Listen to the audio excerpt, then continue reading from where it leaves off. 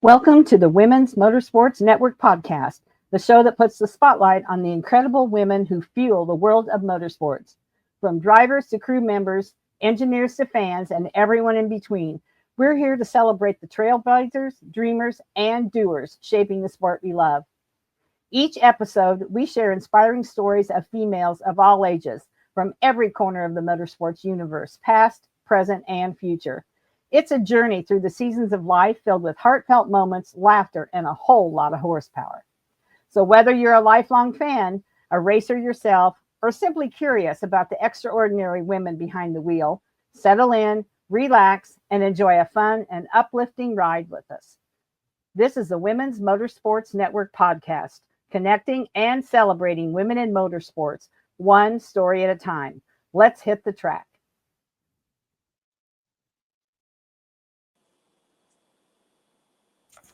Hello, everyone. This is Melinda Russell with the Women's Motorsports Network podcast. And my guest today is Angelique Bell. And Angelique, I know it's warm where you are. It's also warm where I am here in Kalamazoo. We've been having some extreme heat for our part of the country and humidity. And so it's summertime, but we are in the race season, which you and I both love for sure. So I want to first welcome you to the show. And would you share a little bit about yourself? Thank you for having me on. So I live in Sacramento, California. It's pretty warm out here for sure. I work in IT at a hospital, and I really like doing that work. I have a dog who I just love. His name's Teddy. He's a little Maltipoo. It's adorable. Oh, Um, and then, yeah, I have two sisters. I'm the oldest, so two younger sisters, and um, yeah, just a little bit about me. so are you originally from California? Yes, yeah, Okay, so your sisters still live close there and your family is close by?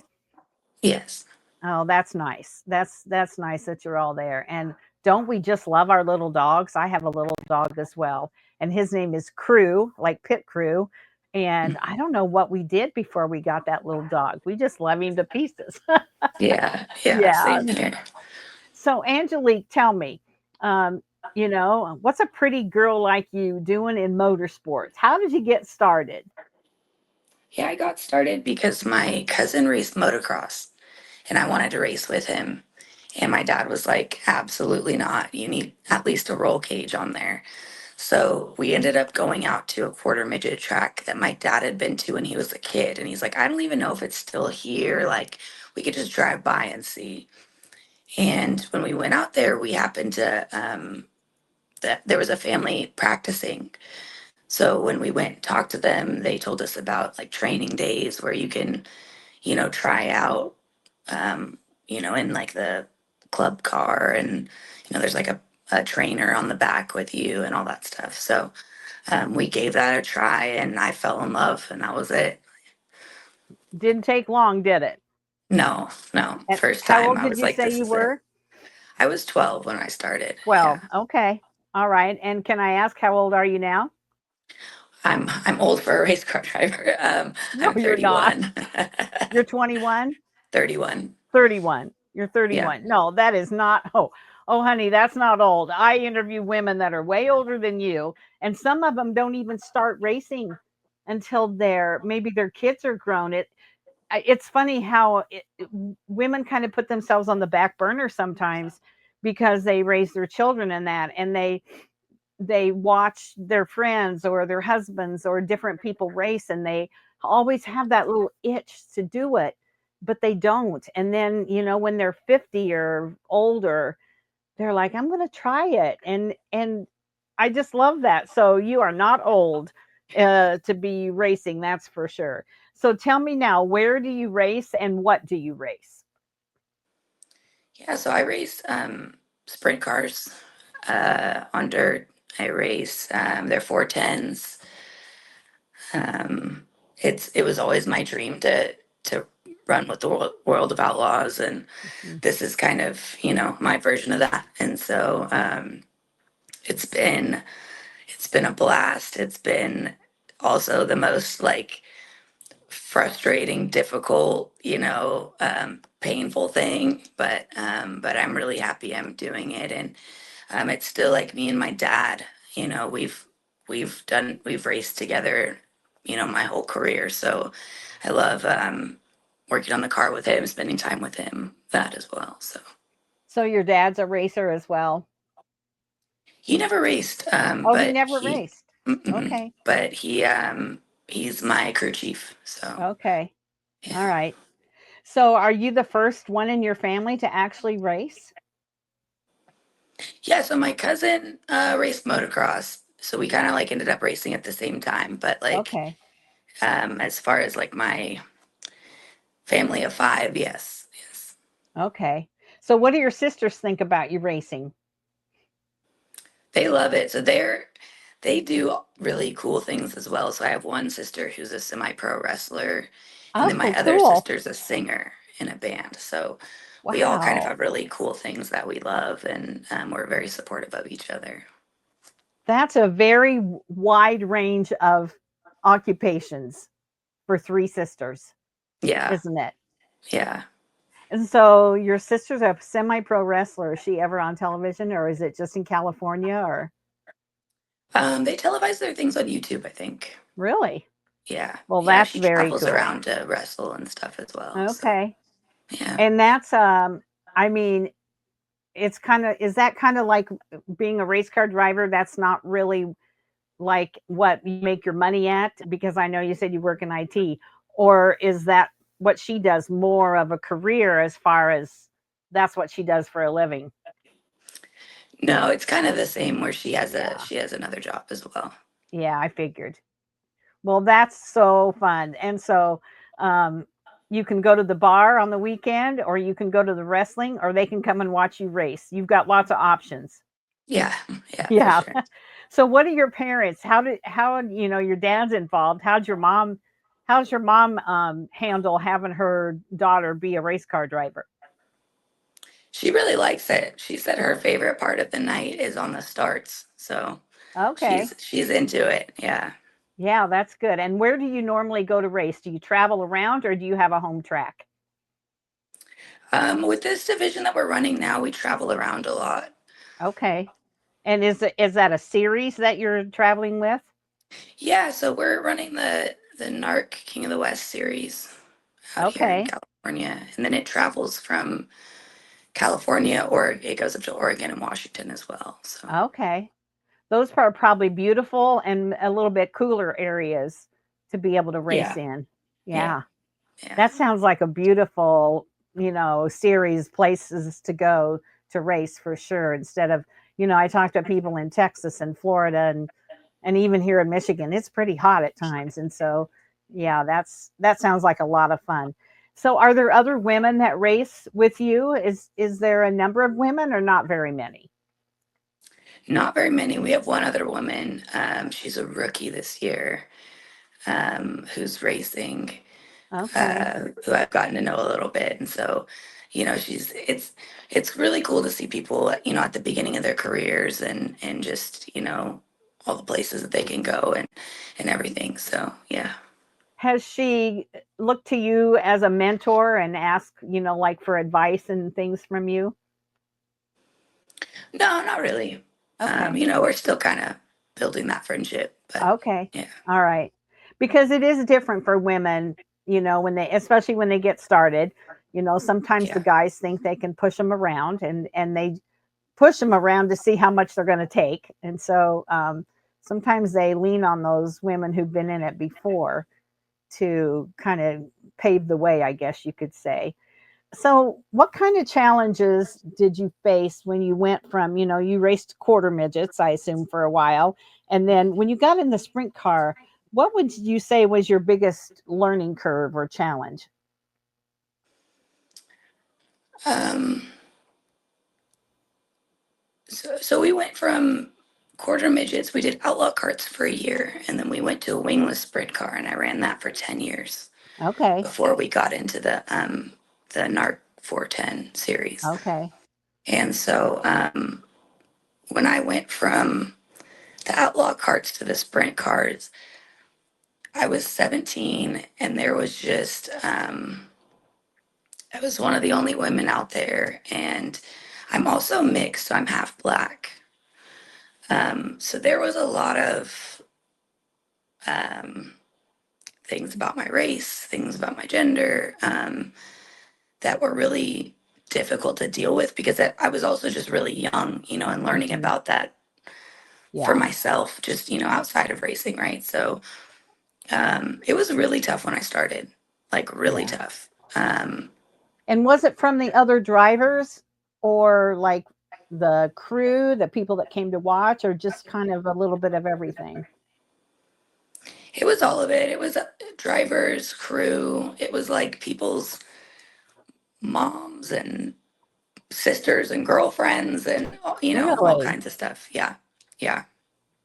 That Um, is just so heartbreaking yeah. because, Yeah. first of all, um, I would have never known that from, looking at you, talking to you. So that wouldn't have been something that I would have even thought of at first. And then you would have thought that the women would have been more supportive instead of not as supportive. Yeah. Yeah. Yeah. And so you've really had to, you know, open the trail for the women behind you, no matter what color they are or how old they are or how experienced they are, because you had all of that against you at the time and you just kept pursuing what you loved. And I admire you for that. I think that's something you should be very proud of yourself for. Thanks. Yeah. Yeah. Yeah, I really am. And it really just, taught me to persevere. And then when we did have some success, it just felt so much, like even better than just the success, right? It's like, Right. we made it through all these hurdles and we're still here and we're successful. And, it's definitely a really good feeling. Yeah, absolutely. So, oh gosh, I'm just thinking about that and some of the things you must have gone through, and that just it's just so sad that people have to be that way. What happened to the phrase "be kind"? Be kind to everybody. Um, so, would you have any advice for younger girls getting started? Because you've really had to overcome some big challenges. What are some things you would tell a younger girl who is getting started and maybe quarter midgets or any series of racing? Yeah. I mean, I think I would tell them that you really have to be mentally tough and try not to let things get to you. I would also say don't read into social media. I Hmm. got off social media for a long time. And, another thing is just stay true to who you are Hmm. and Yeah. work hard and you got this. Yeah. Don't let people try to change you into somebody that you're not, because that'll never work in the long run for sure. Yeah. So, what has been your proudest moment so far? Was it a win that you had, or you had a really tough race and you came out on top? Anything like that? Yeah, I've got um, three moments that I'm super Okay. proud of. I won the championship in 2016 at Silver Dollar Speedway in the non-wing car, and I was the first woman to win a championship in that division. So that was really exciting. And that night, Uh-huh.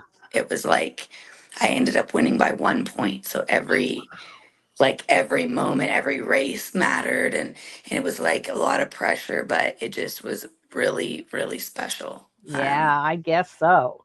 Yeah, and then I got my first win at Petaluma Speedway, and that was just really exciting. And I ended up beating one of my really good friends, Uh, and so we we talk about that, and it was just a really special moment. And then I also won a track championship at Petaluma Speedway, and that was really special. wow. So Yeah. That is amazing.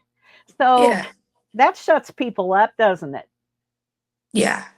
Yeah. And Yeah. luckily I'm at a place now where, I have enough friends and enough people that I care about and that care about me. I don't really have to deal with Yeah. any of the nonsense anymore. It happens occasionally, but not as Yeah. much as when I first started and I didn't really know anybody.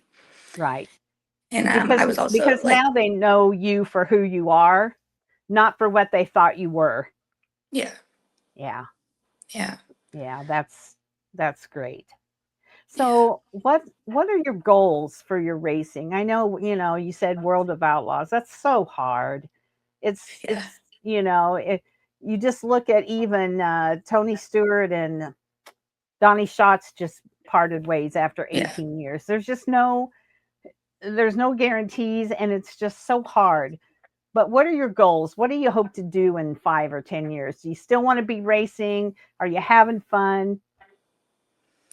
Yeah, so my goals, so moving up to the NARC series, has been quite a learning curve, and we're running in the back.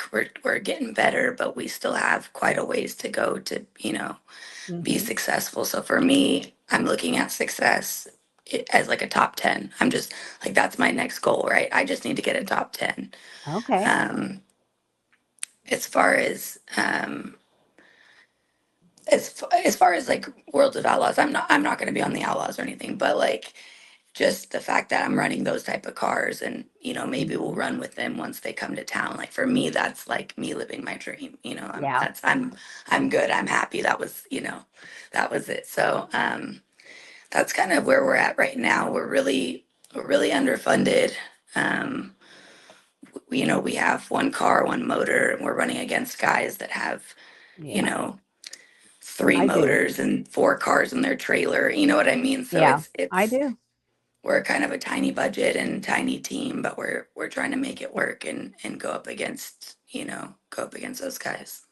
Well, and you know what, Angelique, you are not in the minority. You are probably in the majority.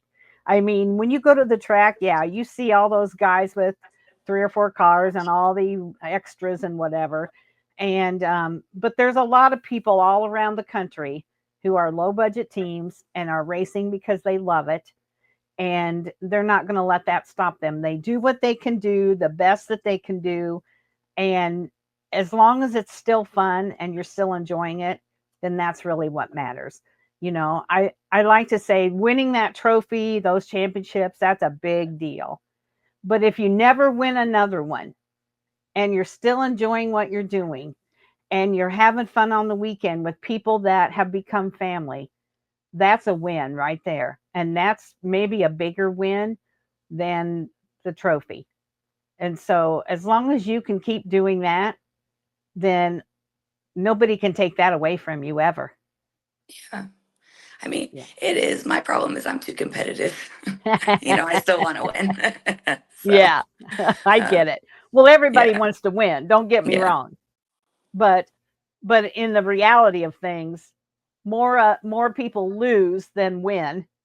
And yeah, so, you can't be really heartbroken over that necessarily, or you wouldn't be racing, because that's just the way the sport is. You lose more than you win. But there's so many other things that we can take away from racing that we are winners at, that maybe aren't on the track, that that's what we have to remember is, there's a lot of good about being involved in the motorsports yeah. industry, for sure, for sure. So do you race pretty much every weekend? Like, what's your race season look like? I wish we don't have the money for that. Okay. We try to race about 20 times a year. Oh, that's a lot. Um, yeah, this year we've raced, I think, 8 races. We've had motor issues twice where we had to take it out and send it to Ohio. So we kind of had to wait, Hmm. to get our motor back, and everything kind of slowed down our season. But Yeah. we're going to get the motor back pretty soon right now. So hopefully we can, you know, Hopefully hopefully we finish worked the out all the season. bugs. Yeah. So Well, and hopefully finish out the season. When does your season end in California? our season usually ends like November 2nd. Okay. Um, but I think our season's gonna end a little earlier. Okay. All right. That's quite a long, that's, about a month or a little more longer than here in Michigan because it'll start to get cold, or sometimes it does. You never know for sure. So, what does a race weekend look like for you? Do you have, any superstitions or anything that you always do before you race or go out on the track? How do you kind of prepare for mentally, physically, all those things to go out on the racetrack on a weekend? What's it look like for you? Yeah, so I'm very superstitious. And my dad likes to mess with me, so he'll say something, oh yeah, we're gonna do well this weekend or something. And so then I've got to like go find wood to knock on. Um, um, Also, as far as like, prepping mentally, I usually will meditate before, like the morning before, just to kind of like clear my head and, get ready. I also work out with a personal trainer twice a week, to get like my physical Hmm. part ready. And Yeah. And yeah, how far do you like if you go to Oregon? You said you went to Washington and Oregon, or right there in California. Sometimes you have to travel a little ways. yeah, Yeah. yeah. So, Luckily, most of our races are in California, so it's, okay. traveling here. We do like a week long like travel throughout Oregon and Washington. So we did that this year where it was, we race every night and go to different tracks every night. And yeah, it was really cool. It was really fun for sure. That sounds like a lot of fun. And Yeah. do are most of the same people at all those races, or I mean every race probably has a few different ones, but is it mostly the same people that you Yeah, it's race mostly against the every same night? group. Yeah. Yeah. Yeah. Yeah. That makes you get closer as far as friendships and that for sure when you're doing that. Yeah. Yeah. And this season, so I got hurt last season. I was in a fire, and Oh. I got to go back this season. I got to go back to the track where I was hurt at, and I finished the race, and it was really like it was a really special moment for me to kind of go back and conquer that. So Oh, absolutely. Do you want to yeah. share what happened, or would you rather not? Oh yeah, I could talk about it. Okay. Yeah, I was racing. It was at Southern Oregon Speedway. I was racing, and I kind of clipped the wall a little bit, and I was like, it's fine, no worries. I'm like, I just kissed it just a little bit, right? Like it's okay. So I went into three full speed, and something must have broke when I hit the wall because it just went straight. It didn't turn at all, and so it went straight into the wall. Kind of rode the wall around in the rear end. When it came down, like the rear end kind of bars and things broke, and so the rear end went up into the fuel tank Oh. and was just dumping fuel on our brake rotor, start the fire. Mm. Um, at first, I didn't even know it was on fire. Like I shut off the motor, right, and I'm waiting for the tow truck, and then I hear people screaming, and I'm like, why are people screaming?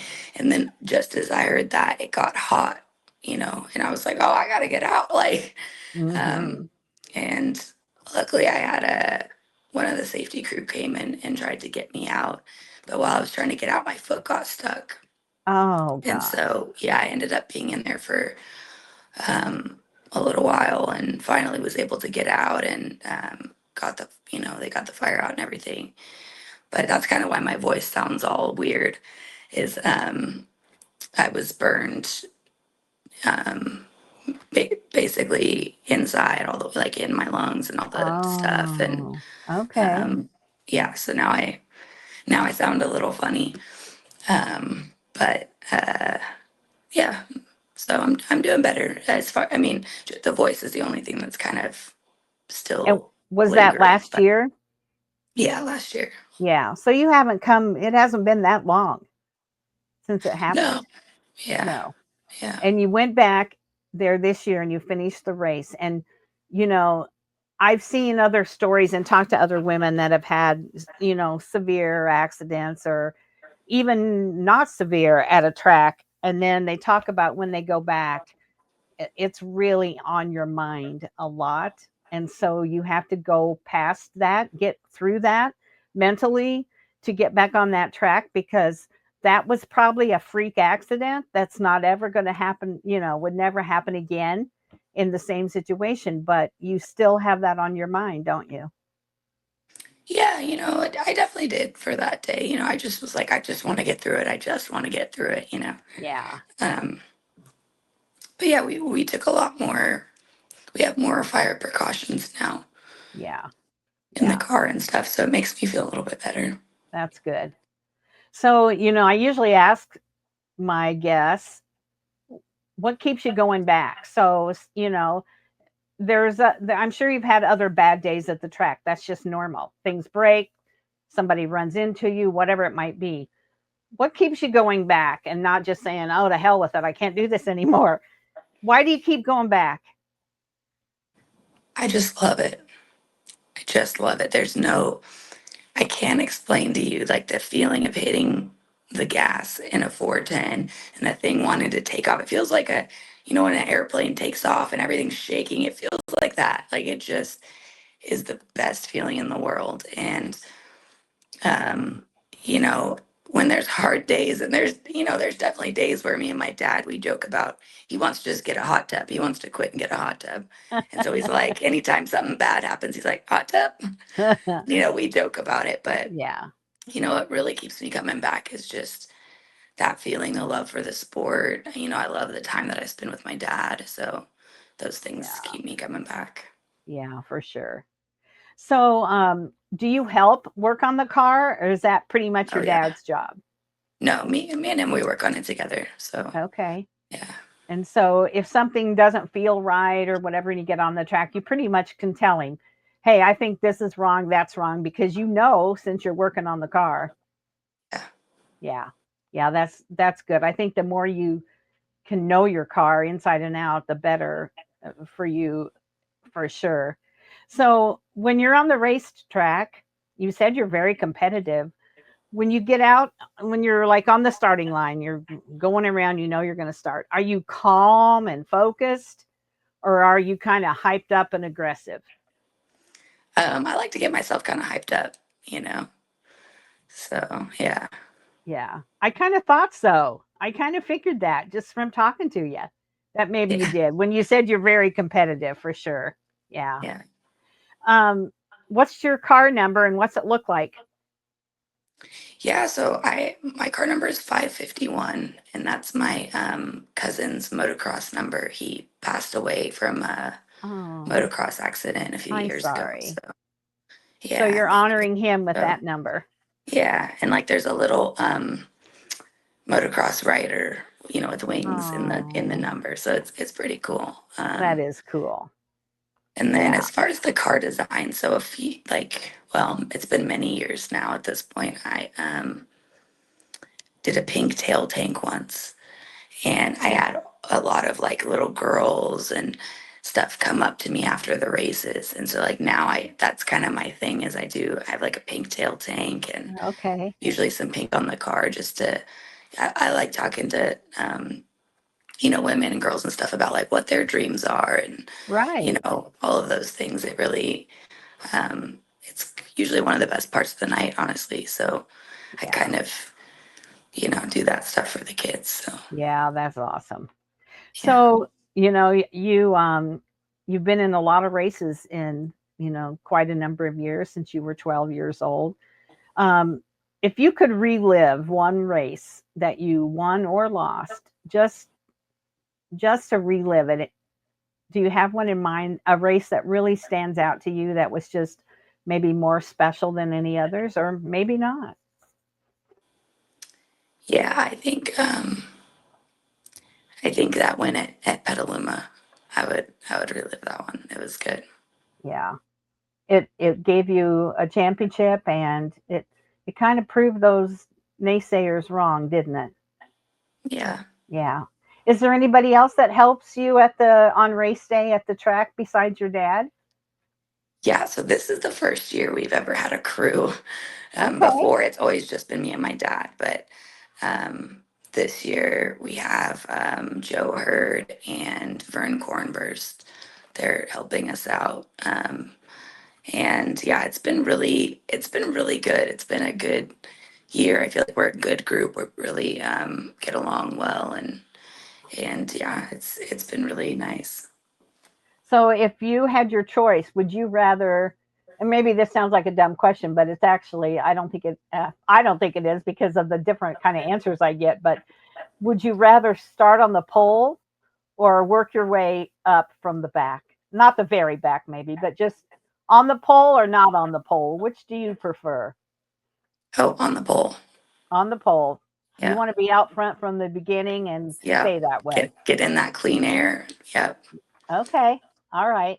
So how about social media? You said you were off of it for a long time. Do you use social media at all for yourself and your racing? Yeah, so after I got hurt, I kind of revamped my social media. So I have Angelique Bell Racing on both Facebook and Instagram. So Okay. So we yeah, can find out where you're going to race, how your race came out, and all the things about your team. yes, yeah, Okay. All right. Awesome. So anything else that we haven't talked about, Angelique, that you would, you know, when you hang up, you're going to be like, oh, we should have talked about this. Let's think about it for a minute. Is there anything that you want to share that we haven't talked about yet? yeah. So we talked about kind of me helping other women in the sport, but Uh huh. I, the woman that helped me, is her name's Shauna Hogue. She's amazing. She has raced for a really long time, and we were able to connect. I think when I was maybe like 21 or something, I started talking to her at the races, and she's really helped me just mentally, like, and also not feel so alone. You know what I mean? Like, where I'm just like, oh, I'm going through this thing. She's like, oh, yeah, me too, girl. Like. Yeah. So, um, yeah, she's really helped me. And, I hope to do that for, other women in the future for sure. And I really just want more women in the sport. Like, we just need more women. So Yeah. it's been really cool to see. I feel like there's a lot of younger women at the, you know, go kart and quarter midget level. And I hope Yes. that they keep coming throughout the ranks. Yeah, So, I do too. And it seems like once they get to kind of that sprint car level, it really drops off. And I don't sure if it's the financial part or it's the age where they're busy in school. I'm not sure what the reason is, but I'm with you because I was so disappointed when I went to Eldora probably 4 or 5 years ago for the first time to the King of the, oh, I can't think what it's called. Anyway, the big race, the big race. And there were no women racing. In fact, there yeah, were hardly any women, even in the pit area, with like the drivers, like wives or girlfriend. I mean, there was a lot of women at the track in the grandstands, right, but I was so disappointed. I'm like, I don't understand why there's not more um, in the, the 410s. And you look at the World of Outlaws and you look at High Limit Racing, and you don't see any women. And it's like, okay, we need to get some women up there, don't we? yeah, we do. We do. Yeah. It's Yeah, for time. sure. It's past time. That's for Yeah, sure. yeah. Yeah. Well, Angelique, I'm so proud of you for the things you've gone through and you're still racing. You stuck it out through some adversity with who you are and what you stand for. And then, after your accident and you're still going strong. And so you should be proud of yourself for that. And that's why I love doing this show because I meet some amazing women that we would never have known your story had you not had a chance to tell it to me. And so I want to share your story with people and encourage others that maybe are going through some things that, you just have to persevere and you'll get through it. Yeah. Thank Yeah. you. And I appreciate you giving us, a platform. It's really great to see other women to be able to connect, on social media or what have you. It's really cool. So thank Yeah. you. Well, thank you so much for being on. So, any last words at all before we hang up? No, I'm good. Thank you. I just, Okay. want to thank you. Yeah. All right. Well, I appreciate you taking time to be on, and we're going to stay in touch. I'm going to keep my eye on you a little bit closer now that I know your Sounds good. story. Sounds good. All right. Thank you, Angelique. Thank you. That's it for this episode of the Women's Motorsports Network podcast. We hope you've been inspired by the stories I shared today and feel more connected to the amazing community of women in motorsports. Remember, whether you're behind the wheel, in the pits, or cheering from the stands, your story matters. And together, we're driving change and celebrating every milestone. If you enjoyed today's episode, be sure to subscribe, leave us a review, and share it with someone who loves motorsports as much as you do. And don't forget to follow us on Facebook and Instagram for updates, behind the scenes content, and more incredible stories. So until next time, stay inspired, stay connected, and keep racing through life. This is the Women's Motorsports Network podcast, where every woman's story is worth celebrating.